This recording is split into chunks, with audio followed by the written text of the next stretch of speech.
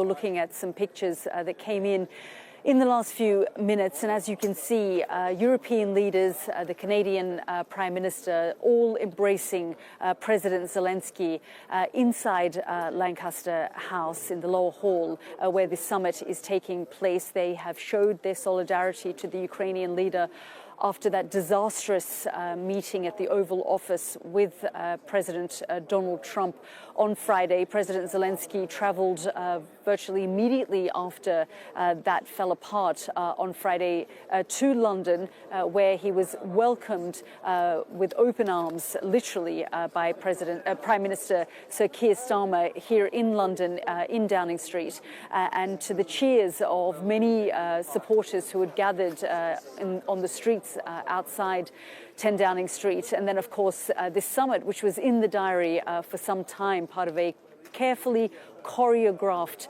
week of diplomacy. We saw the President of France, Emmanuel Macron, arrive at the White House last Monday. It was also 3 years since the full-scale invasion of Ukraine by Russia. And then just a few days later, Sir Keir Starmer was at the Oval Office, and he was described as Charmer Starmer at the time because the meeting, the optics of it went so well. And then, of course, that blow-up that we saw at the Oval Office between the Ukrainian president and President Donald Trump. Now, we're hearing from some of the U.S. administration officials, Marco Rubio, the Secretary of State. We've also heard in the last half an hour or so from the National Security Advisor, Mike Waltz. Mike Waltz has said that President Zelensky needs to show that he wants peace. And Marco Rubio has said that he has not spoken to President Zelensky since things fell apart and disintegrated on Friday. But you were looking at some of those images of European leaders gathering around President Zelensky, embracing him, which they often do when they've gone in the middle of this conflict to visit him in Kiev, when they've welcomed him